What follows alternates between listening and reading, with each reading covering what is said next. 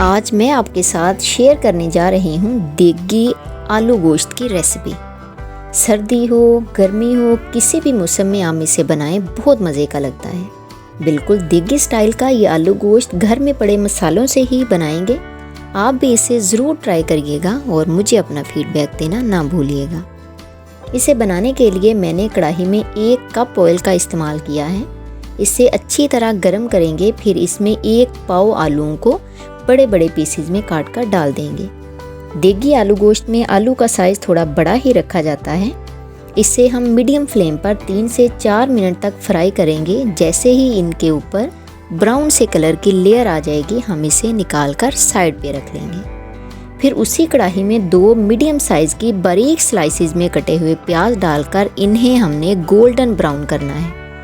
प्याज को आपने बारीक बारीक स्लाइसिस में ही कट करना है ताकि ये जल्दी और एक साथ ब्राउन हो जाए। अब इन्हें भी निकाल कर हम साइड पे रख देते हैं। अब ये मेरे पास है 1 किलो मटन। आप सेम रेसिपी को बीफ से भी बना सकते हैं। इसे 7 से 8 मिनट तक फ्राई करेंगे। इस तरह फ्राई करने से गोश्त का कच्चापन भी निकल जाता है और इसके जूसेस वगैरह भी अंदर रह जाते हैं और स्मेल भी नहीं आती। इसी तरह मीडियम टू हाई फ्लेम पर इसे फ्राई करते रहेंगे जब तक इसका कलर वाइट नहीं हो जाता। अब मुझे फ्राई करते हुए हो गए हैं तकरीबन 4 से 5 मिनट। जब तक ये गोश्त फ्राई होता है तब तक हम कुछ मसाले तैयार कर लेते हैं।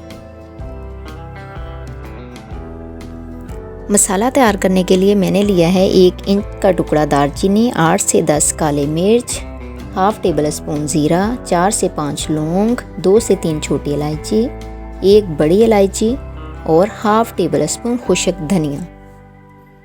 इनको ग्राइंडर में डालकर इसका एक पाउडर तैयार कर लेंगे। अब दूसरी तरफ हाफ कप दही और जो प्याज हमने फ्राई करके रखी हुई है इनका भी एक पेस्ट तैयार कर लेंगे। दही जितनी गाढ़ी होगी पेस्ट हमारा उतना ही अच्छा बनेगा। गोश्त को फ्राई करते हुए 8 मिनट हो गए हैं। इसने कलर भी चेंज कर लिया है और ये बहुत अच्छे से भुन भी चुका है। अब इस स्टेज पर इसमें डाल देंगे 1 टेबल स्पून कुटी हुई अदरक और लहसुन। इसे भी हमने गोश्त के साथ 3 से 4 मिनट तक फ्राई करना है जब तक लहसुन की खुशबू ना आने लगे। अदरक लहसुन अच्छे से भुन चुका है। अब यहाँ पे हम डालेंगे इसमें कुछ स्पाइसेस जैसे कि हाफ टेबल स्पून हल्दी, हाफ टी स्पून लाल मिर्च, हाफ टेबल स्पून नमक और जो मसाले हमने तैयार करके रखे हुए थे वो ऐड कर देंगे। साथ ही जो प्याज और दही का पेस्ट हमने बना के रखा है वो भी ऐड कर देंगे। अब इन मसालों की अच्छे से करेंगे भुनाई। उसके लिए आपको 7 मिनट, 8 मिनट या 10 मिनट भी लग सकते हैं जब तक दही का पानी अच्छे से ड्राई नहीं हो जाता। जो स्पाइसेस हमने ऐड किए हैं वो आप अपने टेस्ट के अकॉर्डिंग कम या ज़्यादा कर सकते हैं। अब मुझे फ्राई करते हुए तकरीबन 10 मिनट हो गए हैं। मसालों की भुनाई भी अच्छे से हो चुकी है। अब इसमें मैं 1.5 गिलास पानी डालकर 30 से 35 मिनट तक पकाऊंगी। अगर आप प्रेशर कुकर का इस्तेमाल कर रहे हैं तो 1 गिलास पानी और 10 मिनट ही काफ़ी होंगे।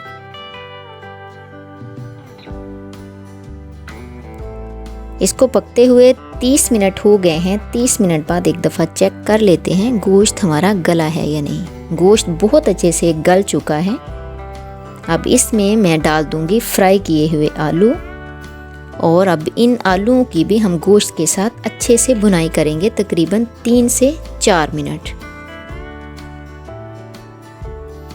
फिर इसमें जितनी ग्रेवी आप रखना चाहें उसी हिसाब से पानी डाल दें। मैंने 1.5 गिलास पानी का इस्तेमाल किया है।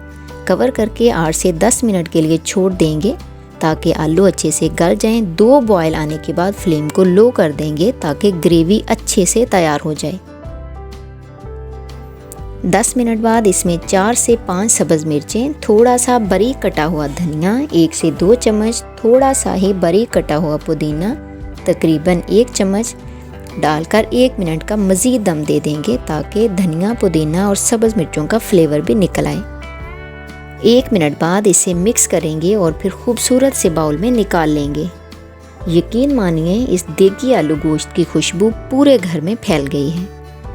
आप भी मेरे कहने पर इसे एक दफ़ा ज़रूर ट्राई करिएगा और मुझे अपना फीडबैक देना ना भूलिएगा। हमेशा की तरह वीडियो पसंद आए तो लाइक कीजिएगा, शेयर कीजिएगा, एक प्यारा सा कमेंट, अगर चैनल पर नए हैं तो सब्सक्राइब ज़रूर कीजिएगा।